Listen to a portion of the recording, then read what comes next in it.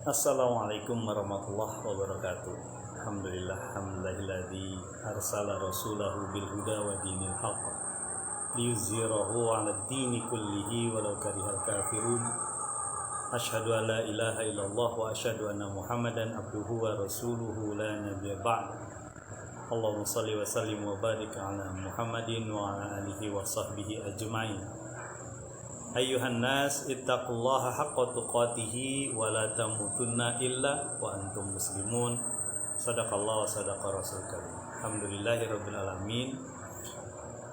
Jamaah sekalian, siapapun yang mendengarkan siaran ini atau melihat siaran ini, alhamdulillah pujian bagi Allah Subhanahu wa taala kita bisa bersama masih dalam kondisi suasana yang segar ya. Badan kita, indera kita masih diberi kesempatan oleh Allah untuk dipergunakan. Pujian bagi Allah Subhanahu wa taala. Yang kedua, salawat dan salam untuk Rasulullah SAW yang sudah memberikan kita satu petunjuk ya, sehingga kita menjadi orang-orang yang beriman kepada Allah Subhanahu wa taala. Kalaupun ada orang-orang yang belum beriman yang juga mungkin mendengarkan siaran ini, mudah-mudahan Allah beri hidayah, Allah beri petunjuk sehingga mendapatkan kebahagiaan di dunia wal akhirah, di dunia dan akhirat.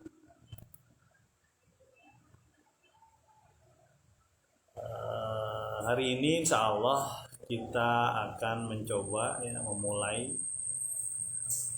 sama-sama membuka hadis Nabi Sallallahu Alaihi Wasallam, Nabi Muhammad Sallallahu Alaihi Wasallam, yang tujuan utamanya adalah untuk memperkuat kami pribadi, memperkuat keimanan, memperkuat azam, memperkuat semangat untuk terus-menerus berada dalam jalur hamba Allah Subhanahu wa taala. Kami mengambil dari buku Arba'in Nawawiyah, An-Nawawi. Ya, seperti ini. Ini banyak sudah dibahas ya. Karena mungkin ini jadi salah satu buku standar di lembaga-lembaga Islam. Adapun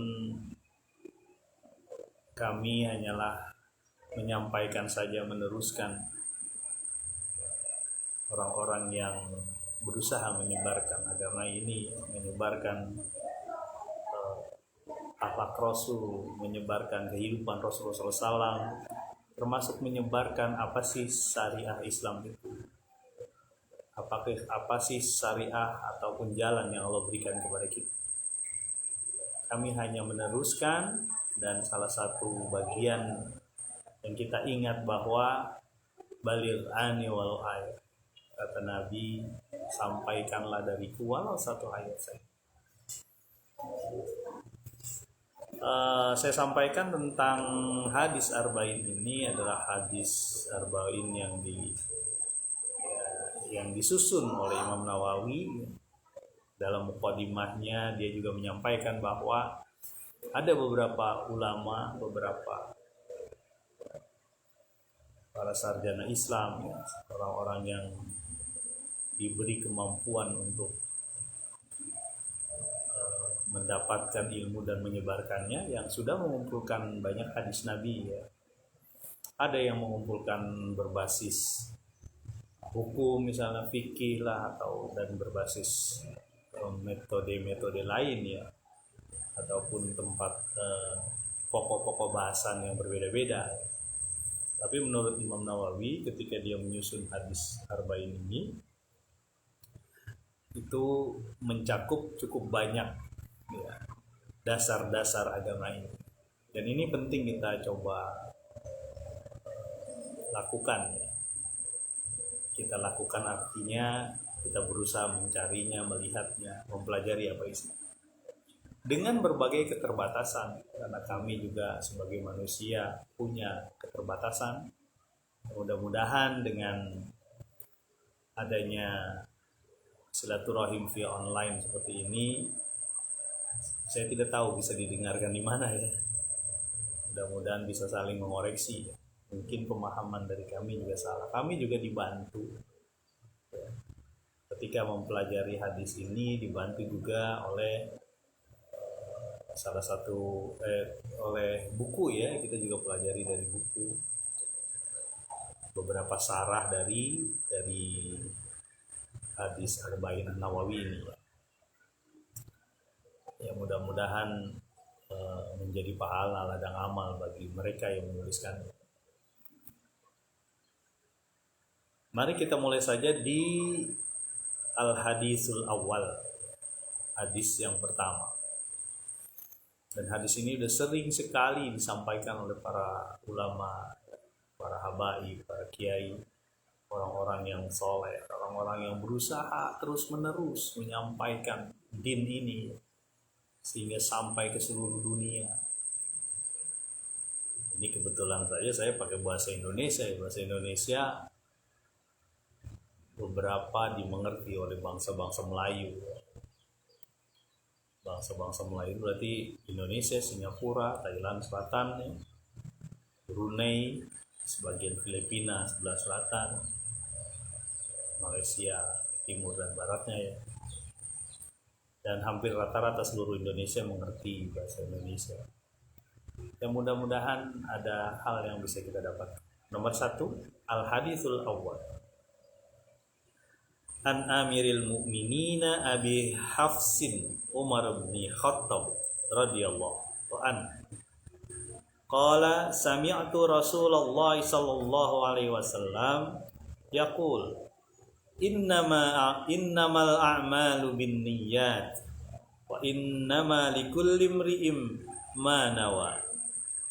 Faman kanat hijratuhu ila Allah wa rasulihi fahijratuhu ila Allah wa rasulihi wa man kanat hijratuhu lidunya yusibuha aw imra'atin yankihuha fahijratuhu ila ma hajara ilaihi. Banyak riwayat ya, riwayat Bukhari, Muslim riwayat. An Amiril Mu'minina Abi Hafsin Umar ibn Khattab. Amir Mukminin yaitu pemimpin kaum beriman, yaitu Abi Hafs Umar bin Khattab. Hafs itu singa ya, bapak singa ya. Kunyahnya dia, julukannya dia adalah bapak singa. Siapa? Umar bin Khattab. Saya coba terjemahkan dulu ya. Saya juga mendapatkan terjemahan ini dari buku-buku juga yang kita coba lihat ya.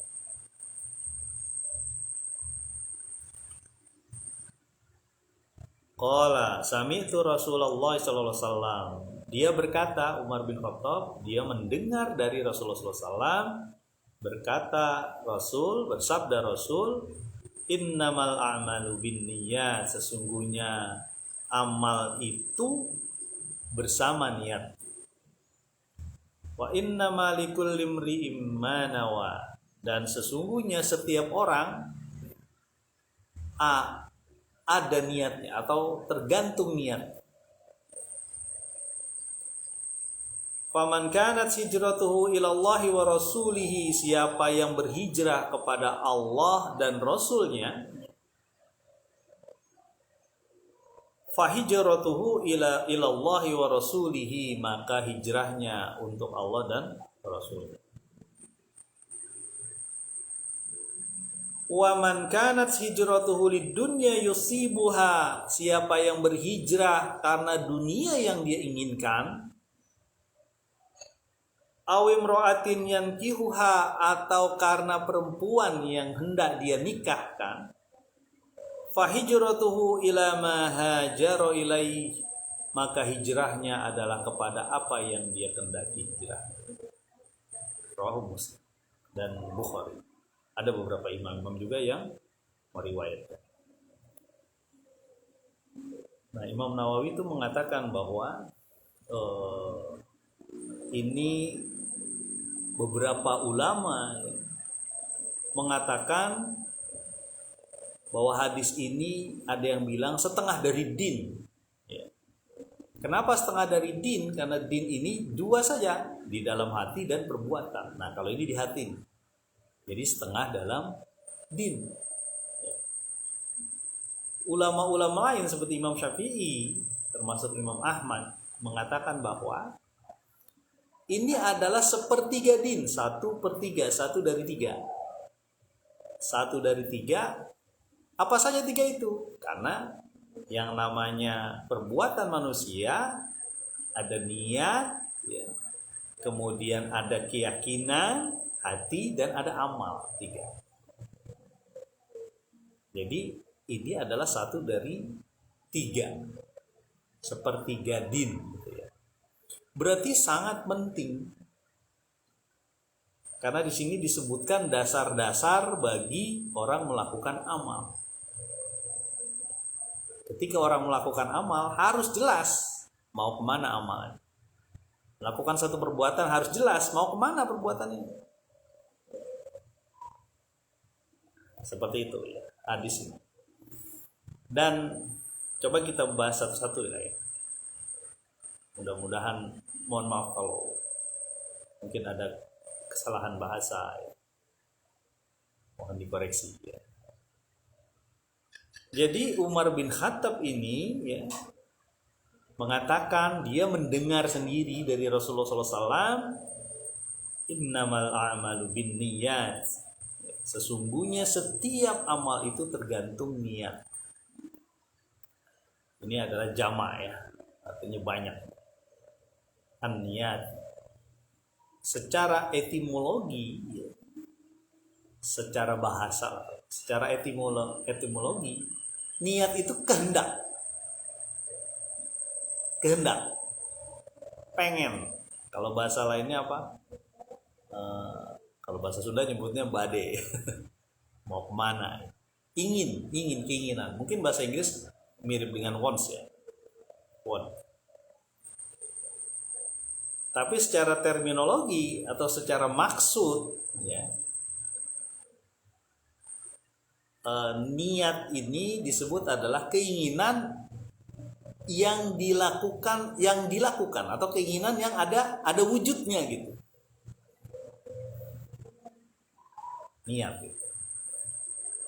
Jadi penting ini untuk kita sama-sama menguatkan kita dengan niat. Bahkan ada ulama yang menyatakan niat itu seperti ruh. Jadi kalau nggak ada ruhnya tuh jasad, ya nggak bisa ngapa-ngapain, kira-kira begitu. Jadi niat itu seperti ruh. Dan niat ini sudah dinilai oleh Allah Subhanahu wa taala. Sudah dinilai bahwa dia sudah melakukan kebaikan walaupun dia meninggal misalnya. Insya Allah saya punya niat misalnya menyedekahkan ini, menyedekahkan itu, punya niat ingin berbuat baik A, berbuat baik B, lalu dia meninggal, niatnya tetap diakui oleh Allah Subhanahu wa taala. Niat. Nah, kita lihat ini niat berhubungannya dengan akidah, dengan keimanan kita. Karena betapa banyak orang yang mungkin dia melakukan perbuatan baik, tapi dia tidak mempunyai keimanan. Dia melakukan perbuatan baik tapi tidak mempunyai keimanan, tidak yakin bahwa ini akan dibalas oleh Allah Subhanahu wa taala. Ya, saya berbuat baik. Nah, itu perlu ditingkatkan. Dengan apa? Dengan kita membuat komitmen, kita niat karena Allah gitu. Makanya seperti kita sekolah ya. Kalau kita sekolah kan harus ada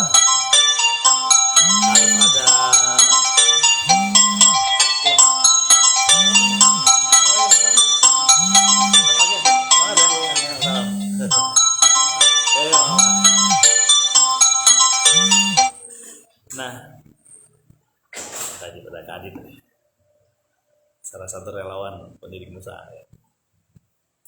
Kembali lagi bahwa niat ini ya, perlu menjadi dasar bagi kita. Ada dua pendapat ulama. Pertama, pendapat ulama yang mengatakan bahwa untuk perbuatan wajib harus ada niat khusus ya. Seperti contohnya sholat, haji, kemudian berpuasa harus ada niat khusus. Tapi untuk yang sunnah, ulama berbeda pendapat nih. Ada yang mengatakan berbuat saja dulu gitu ya, nanti niat belakangan gitu. Ada yang mengatakan harus dari awal. Nah, kalau untuk perbuatan wajib semua sepakat harus pakai niat. Nah, kapan waktunya dan tempatnya di mana? Bahwa niat itu tempatnya di hati. Tidak disyariatkan di lisan. Tapi kalau untuk menguatkan dibolehkan. Usolli, ya misalnya saya niat untuk sholat nawaitu, itu dibolehkan. Ulama Syafi'i begitu menyebutkan supaya menguatkan. Boleh, tidak dilarang. Tapi ada yang menyatakan cukup dalam hati. Ketika kita mau minum, contoh misalnya kita mau minum, saya mau minum, diambil, kan janggal ya ngomong kayak gitu ya, langsung aja minum, bismillah. Berarti kan sudah ada niat untuk minum. Nah, ulama berbeda pendapat untuk itu, tapi tidak ada masalah, dua-duanya boleh. Kemudian kapan waktunya? Kan ya ada dua nih. Ada tempatnya di mana, ada kapan waktunya. Nah, kalau kapan waktunya, sebagian besar amal dimulai di awal. Dimulai di awal. Awal kita mau melakukan perbuatan harus ada niat dulu. Nah, khusus puasa boleh sebelumnya. Karena kan menentukan subuh perlu lihat-lihat juga ya. Namanya menentukan subuh nih. Gimana subuh gelap, apalagi zaman nggak ada jam, nggak ada apa ya. Ya sebelum. Makanya biasanya para kaum muslimin di Indonesia itu setelah habis taraweh, lalu dia mengatakan gitu, mengatakan niatnya untuk nawaitu shauma ghadin, supaya meyakinkan kita bahwa besok kita puasa Ramadan nih, puasa Ramadan. Nah, jamaah sekalian, teman-teman sekalian. Nah, kita lanjut lagi ya.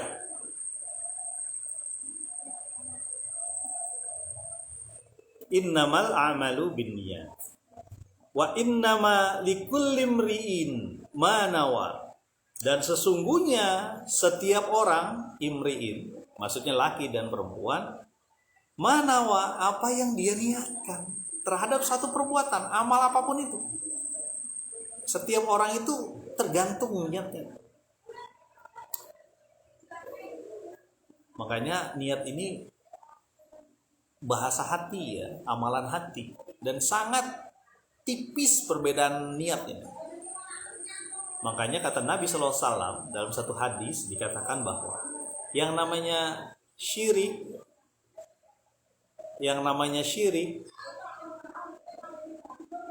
Kang Sadam apa kabar? Tetap semangat kan? Yang namanya syirik itu seperti semut, ya, semut hitam, kemudian berjalan di batu yang gelap di waktu malam yang pekat. Wah, itu ini sekali tuh. Kenapa? Karena bisa jadi begitu tipis antara syirik ya, menyekutukan Allah dengan tidak. Karena begitu tipis kita melakukan satu kebaikan nih. Tipis banget tuh antara karena Allah dengan karena hal yang lain kan. Mungkin depannya kita bagus sih. Makanya saya kadang-kadang suka bilang begini sama teman-teman. Kita boleh melakukan suatu kegiatan amal dan sebagainya, tapi jangan cuma di depannya doang ada bacaan tilawah, tapi isinya nggak bener. Di depan nih baca tilawah, lalu isinya jadi nggak benar di satu kegiatan apapun. Ditambah bukan cuma baca tilawah saja, tapi isi di dalamnya itu juga sesuai dengan yang Allah sukai. Depannya betul tilawah, alhamdulillah, tapi isinya anak kecil kita aja nggak enak ngelihatnya. Ini Pak Arfan ngomongin apaan sih? Segala kegiatan, mau perayaan kah, mau amal apapun, depannya bagus ya, tapi isinya. Makanya niat itu harus ada dengan perbuatannya juga. nggak bisa. Niatnya bagus, perbuatannya nih depannya bagus nih, belakangnya enggak bisa juga. Kembali lagi ke hadis ini, teman-teman bisa baca ya.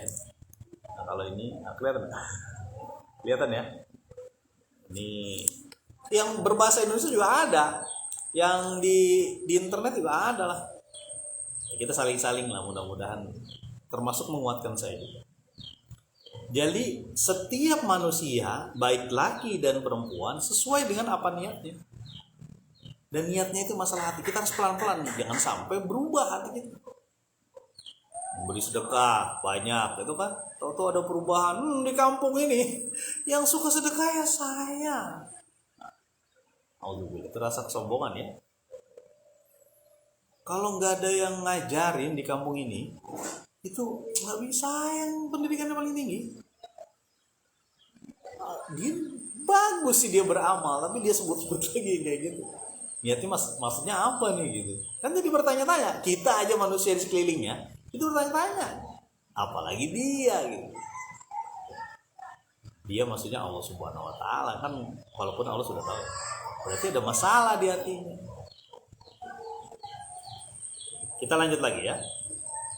Faman kanat hijratuhu ilallahi wa rasuli. Siapa yang berhijrah kepada Allah dan Rasulnya. Nah, hijrah sekarang ini. Ini hubungannya dengan niat. Kok di sini ada hubungannya dengan hijrah? Hijrah ini sudah perbuatan kan? Tapi ketika hijrah, kalau bahasa etimologinya hijrah itu pindah.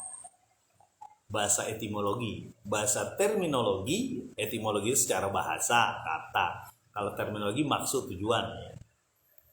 Terminologinya adalah pindah. Hijrah di sini pindah dari darul yang ingkar, dari negeri yang ingkar, yang kafir, yang tidak percaya dengan Allah Subhanahu Wa Taala ke negeri mukmin. Itu terminologinya. Faman kanat hijratuhu ilallahi wa rasulihi fahijratuhu ilallahi wa rasulihi. Siapa yang hijrah kepada Allah dan Rasulnya, maka hijrahnya kepada Allah dan Rasulnya. Artinya, kalau dia niat karena Allah dan Rasulnya, maka diberi pahala, diberi kebaikan. Tapi syaratnya karena Allah dan Rasul. Ini penting kita membersihkan hati kita ya. Karena jangan sampai kita niat hijrah. Hijrah itu macam-macam ya. Hijrah dari minaz zulumati ilan nur, dari maksiat kepada taat, dari kemaksiatan kepada taat, dari melanggar perintah Allah Subhanahu Wa Taala kepada taat kepada perintah Allah Subhanahu Wa Taala, dari perbuatan sia-sia kepada perbuatan yang berguna, dari perbuatan yang maksiat kepada perbuatan yang taat. Dari dulu misalnya sholatnya bolong-bolong menjadi sholatnya penuh. Dari dulu hartanya banyak yang bermasalah kan biasa begitu. Harta tuh banyak masalah. Menjadi harta yang berusaha bersih. Boleh dilambaikan kan ya? Selamat datang teman-teman. Mudah-mudahan Allah sama-sama membimbing kita ya. Ada Bu Arum. Selamat datang Bu Arum. Kita lanjut lagi ya. Ini masih tentang membahas hadis nomor 1 ya. Tentang niat. Nah, fahijratuhu ilallahi wa rasulihi, maka hijrahnya itu karena Allah dan Rasulnya. Makanya hati-hati betul itu kita melakukan apapun itu. Pak, saya mau nempeleng anak saya, Pak. Itu karena Allah. Waalaikumsalam Bu Arum. Semangat Bu Arum, mudah-mudahan saling bertausiah. Udah lama juga ya kita nggak ke rumah. Terakhir kapan nih sama istri saya? Mudah-mudahan Bu Arum nanti datang ke rumah ke sini sama keluarga insya Allah. Nah, masalahnya di hati. Kita tadi nempeleng misalnya, mudah-mudahan enggak. Saya nempeleng anak saya, Pak. Saya kan niatnya karena Allah memberi ketegasan. Harus ada sesuatu yang sesuai dengan caranya Nabi. Nggak sembarangan itu. Ya. Nabi juga kuat, bisa memukul orang. Bahkan salah satu pegulat di pasar Ukas, ya, itu Nabi bisa jatuhkan. Dalam satu peperangan, perang Khandaq Parit, ada sebuah batu yang nggak bisa dipecahkan. Batunya besar, nggak bisa dipecahkan oleh teman-teman. Ketika dilaporkan oleh Nabi, wahai Nabi, oke, silakan, ya kita datang. Apa yang Nabi lakukan pada saat itu? Ini pada waktu perang Khandaq. Angkat kampaknya, dipecahkan. Yang pertama keluar cahaya. Kemudian sahabat bertanya, apa yang kau lihat Nabi? Yang aku lihat Yaman ditaklukkan kaum muslimin. Kedua, dipecahkan lagi. Yang aku lihat adalah Romawi, Persia, Iran ditaklukkan kaum muslimin. Diketok lagi sehingga hancur berantakan. Yang aku lihat adalah Konstantinopel. Konstantinopel itu Istanbul sekarang, ditaklukkan oleh kaum muslim. Dan Nabi itu kuat. Itu isyarat ya. Dan bertahun-tahun setelah itu ternyata terjadi. Kita lanjutkan.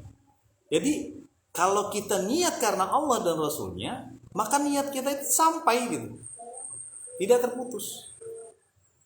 Kalau tadi cerita menempeleng anak, ya cari bentuknya, jangan ditempeleng lah. Alhamdulillah kami sampai sekarang tidak pernah memakai tangan untuk mendidik, memakai kekerasan maksudnya. Cukuplah dengan bicara, dengan ajakan, dengan pelukan. Karena pelukan itu luar biasa. Pernah suatu ketika Nabi SAW memeluk, waktu itu Husain kalau nggak salah, Husain atau Hasan dipeluk. Atau salah satu anaknya teman Nabi itu dipeluk, digendong. Kemudian ada seseorang yang bilang, saya punya anak sekian, saya nggak pernah peluk. Kata Nabi, bagaimana nanti kalau Allah cabut rasa kasih sayang pada dirimu? Jadi memeluk itu bagian dari kasih sayang. Dan boleh. Pak, gengsi Pak, masa kita meluk udah gede anak kita? Ya nggak apa-apa, emang kenapa, anak kita kok. Boleh. Teman-teman sekalian, kita lanjut ya.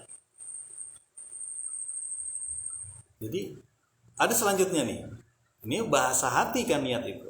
Jadi ketika dia pakai dalam perbuatan, dia hijrah karena Allah dan Rasulnya. Ya. Ada yang kedua. Nah, yang kedua ini. Wa man kanat hijratuhu lidunya yusibuha. Wa man kanat hijratuhu lidunya yusibuha. Siapa yang berhijrah karena apa? Karena ingin dunia. Ya. Aw imra'atin yankihuha, atau imra'atin, perempuan yang ingin dinikahinya. Fahijratuhu ila ma hajara ilaihi, maka hijrahnya sesuai dengan apa yang dia pengen. Wah, ini berat. Karena ada orang yang berhijrah melakukan satu perbuatan baik itu karena dunia. Dunia ini kan remeh. Kullu man 'alaiha fan. Setiap segala sesuatu itu fana. Ya, kecuali Allah Subhanahu wa ta'ala. Dan kalau dia melakukan satu amal, tapi amal itu niat dunia. Satu, misalnya karena pengen harta, ya. Dua, misalnya karena pengen tenar, ya, ria dan sebagainya, ya. Kemudian tiga, ya mungkin karena disanjung-sanjung atau pengen dipuji, ya. Pengen membuktikan bahwa dia ini eksis gitu. Eksis kawan, saya sering jalan-jalan nih ke sini, berarti hidup saya makmur. Tapi bedakan antara eksis dengan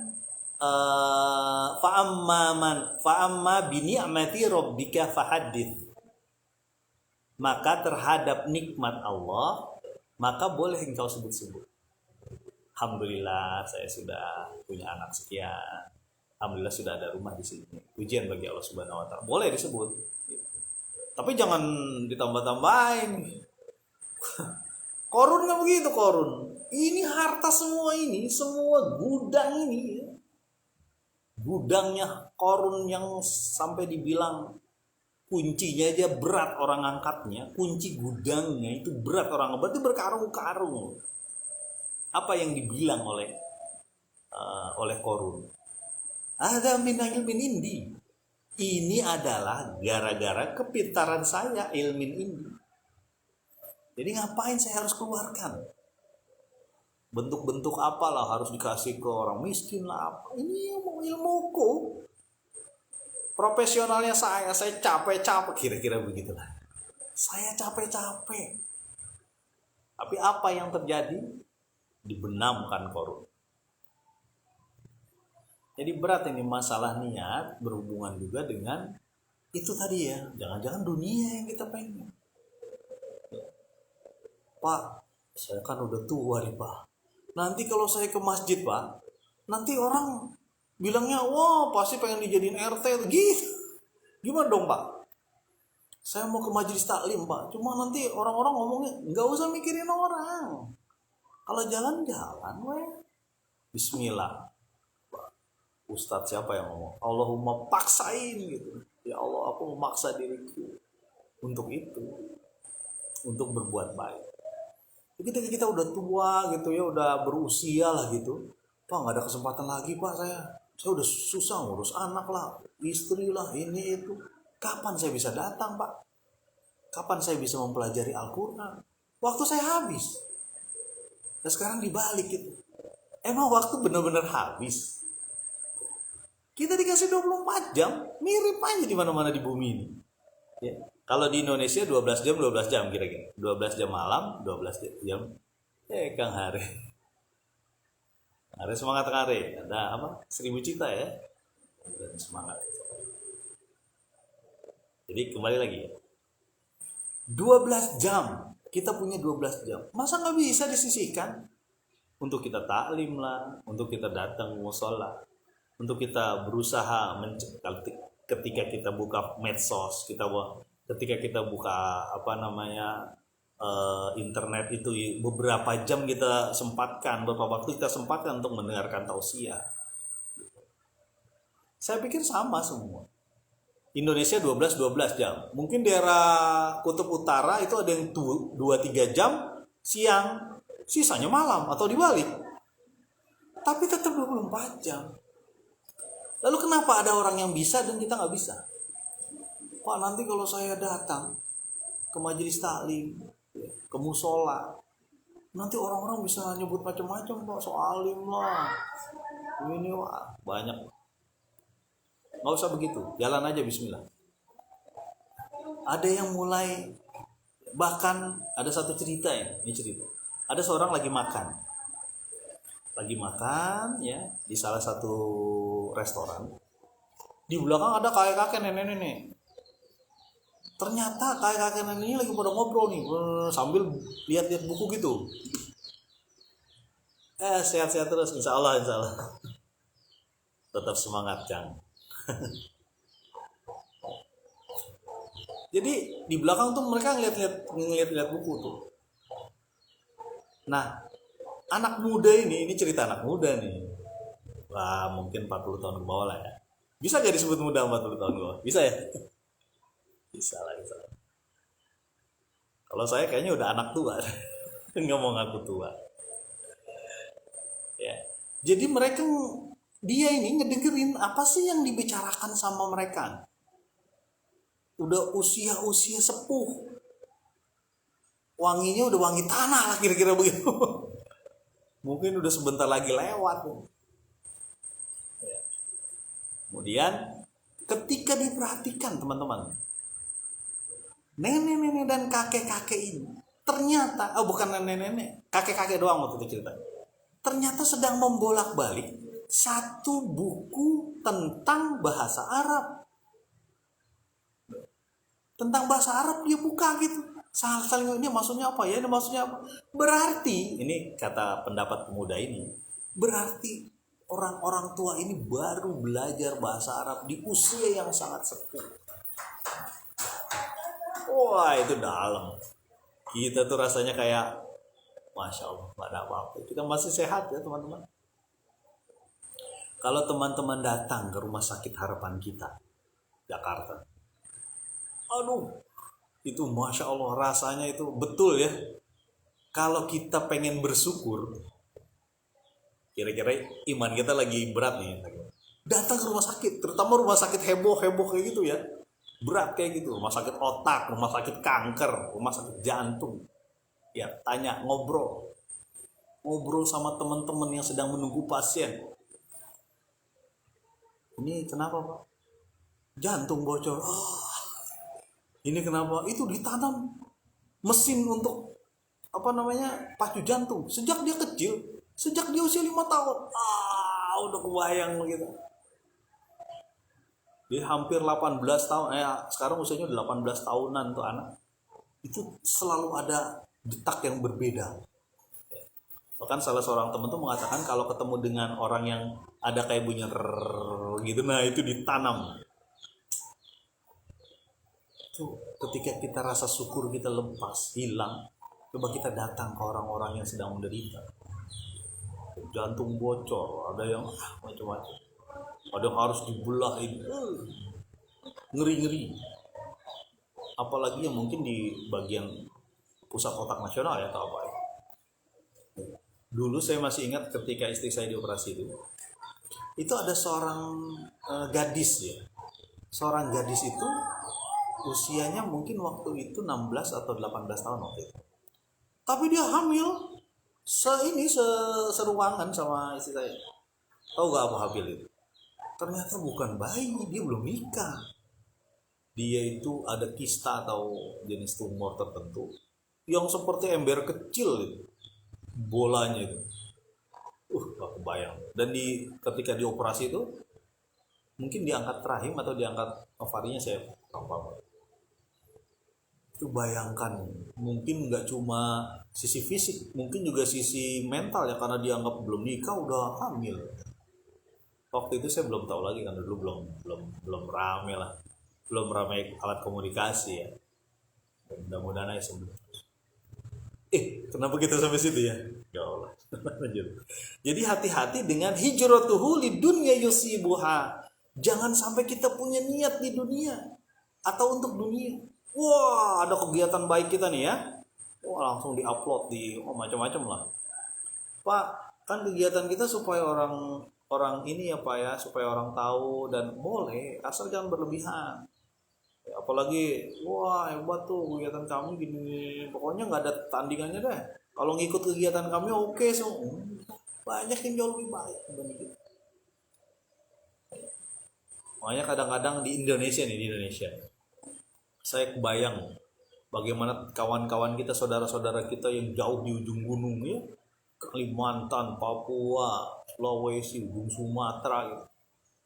Jauh dari kemana-mana, kalau sekolah pun harus jalan naik sampan, beberapa bidan bahkan naik sampan ke pelosok-pelosok untuk melayani. Masya Allah, itu kalau dia ikhlas, surganya kayak apa itu, istana yang dibangun Allah Subhanahu Wa Taala itu kayak apa di sana. Aku bayang ada orang-orang yang ikhlas seperti itu betul-betul bukan karena dunia. Kalau karena dunia ngapain dia jauh-jauh, pindah aja ke kota, aman. Tapi dia ada ulama-ulama yang di ujung-ujung gunung mungkin ya, di pelosok-pelosok daerah-daerah transmigrasi misalnya. Kapan kok ada hubungan dengan transmigrasi? Alhamdulillah adalah ada pengalaman juga tuh di daerah transmigrasi. Dan itu memang butuh orang-orang yang selalu terus-menerus mengingatkan.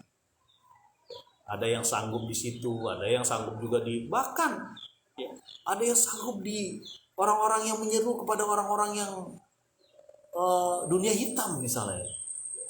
Dunia ilmu hitam maksudnya Pak? Bukan, dunia hitam itu maksudnya dunia malam lah atau apa. Ada orang-orang yang sanggup itu, dan itu orang-orang pejuang di dalam. Dia nggak mengharapkan dunia itu, mengharapkannya Allah Subhanahu Wa Taala. Kita nih masalahnya, sedikit-sedikit kita upload ya. Sedikit-sedikit kita sampaikan di medsos. Jadi peluang Allah mendengarkan keluh kesah kita jadi semakin kecil kan? Boleh. Enggak, saya nggak melarang. Kita nggak melarang. Cuma jadikan bahwa Allah pengaduan utama kita. Jadikan bahwa Allah lah ya penilai utama kita. Penilai segalanya. Kalaupun kita upload dalam langkah tanggung jawab kita, kalau misalnya kita ada di kegiatan sosial dan sebagainya, jangan sampai setitik pun ada niat dunia di kita. Itu maksud saya berpikir maksud dari hadis ini salah satunya itu. Awimro'atin yankihuha fahijratuhu ila ma hajara ilai, atau perempuan yang ingin dia nikahi, maka hijrahnya sesuai dengan apa yang dia hijrah. Ada salah satu ulama yang menyatakan ini adalah hijrahnya muhajir ya, Ummi Qais. Jadi ada seorang yang mau nikah dengan Ummi Qais waktu. Ya, saya belum begitu kuat ini apakah hadisnya ini bagus dari sisi sanad atau matanya. Makanya disebut muhajir Ummi Qais, artinya orang yang berhijrah karena Ummi Qais. Ummi Qais ini hijrah dari Mekah ke Madinah. Itu disukai oleh orang gitu. Ada seseorang yang menyukainya. Lalu orang yang menyukainya ini juga ikut hijrah. Untuk apa? Untuk menikahi Ummi Qais. Pertanyaannya adalah sampai menikah atau enggak, saya nggak tahu juga ya. Tapi memang ada orang yang demikian, teman. Ada orang yang begitu cinta buta sama seseorang yang pengen dia nikahi sehingga dia melakukan apapun. Atau dibalik, orang yang begitu cinta buta dengan istri atau suaminya, maka dia melakukan apapun yang diperintahkan oleh istri dan suaminya tanpa melihat bahwa itu boleh atau tidak oleh Allah Subhanahu wa taala. Makanya jangan aneh kalau ada, lihat ketika suaminya ini kelihatan. Suaminya kayak gimana? Coba lihat istrinya. Gitu. Cara gampangnya begitu. Kalau pengen ngelihat seseorang, lihat pasangan. Pasangannya begitu, iya nggak jauh-jauh beda, walaupun ada kekecualiannya. Ya. Kan minyak nggak bakal ketemu dengan air. Minyak tidak akan ketemu dengan air. Diubek-ubek tuh, ya, oli gitu ditaruh di air, diubek-ubek, tetap aja dia naik.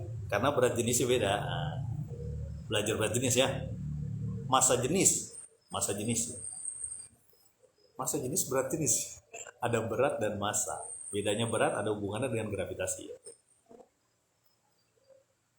Dia walaupun diaduk-aduk tuh nggak bakal bisa dia menyampur. Begitulah biasanya jodoh tuh ketemu dengan jodoh yang mirip-mirip.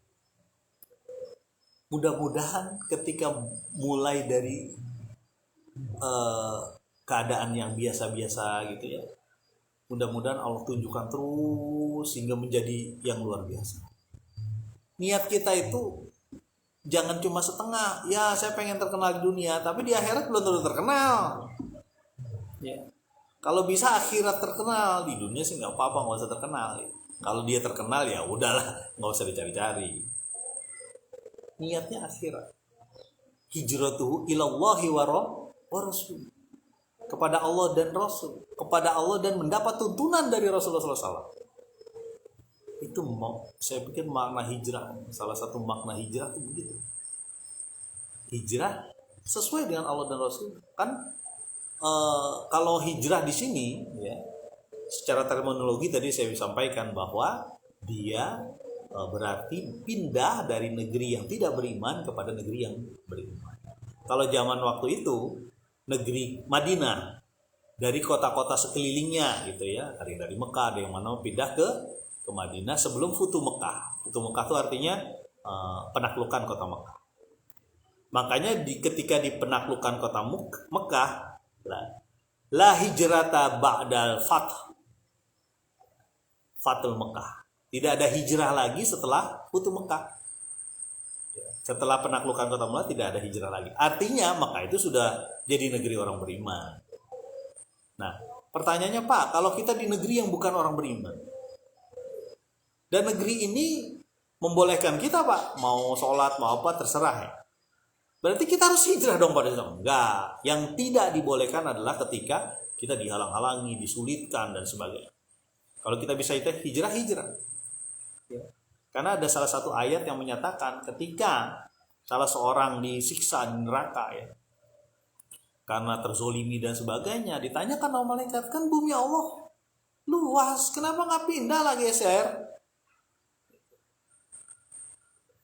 Pak, berarti kalau di negeri-negeri seperti itu kita tinggalin aja. Lihat pakai strategi ya. Jangan sembarangan gitu. Karena ada orang-orang yang tetap berjihad juga di situ. Dia berjuang di jalan Allah. Saudara-saudara kita di Myanmar ya, Myanmar atau di negeri-negeri lain yang sedang bergejolak, itu ada yang hijrah dan ada yang berjuang gitu, sesuai dengan kemampuan. Dan nggak perlu saling ledek-ledekan gitu ya, ledek-ledekan lagu, oh hijrah penakut, jangan. Ya, ada strategi. Nah mudah-mudahan ini dulu ya, kita doakan lah, semoga kita semua ketika punya niat karena Allah, bersihkan hati kita. Kalau kata Ustadz Zainuddin MZ tuh, ingat saya waktu kecil saya masih ingat. Jadi kalau mau melakukan sesuatu, ingat Allah tuh ridho gak terhadap perbuatan ini gitu. Itu harus diingat. Mau melakukan apapun itu. Bahkan dalam satu riwayat tuh ya, butuh garam ya. Sahabat Nabi butuh garam, itu minta sama Allah. Ya Allah, saya nggak punya garam. Garam itu kan remeh, kecil lah. Tapi minta dia sama Allah. Berarti betul-betul dalam usaha mencari garam itu karena ridho Allah gitu. Itu garam, apalagi yang lebih gede. Makanya ada sholat istikharah. Kalau antara perbuatan ini A dan B, kita harus bedakan ini. Antara dan B gimana nih? Ada sholat istikharah. Ini kuatnya maknanya. Mudah-mudahan ya kita sedikit demi sedikit satu persatu saling mengingatkan teman-teman. Nah, mudah-mudahan bisa kita rutin ya saling mengingatkan. Terima kasih.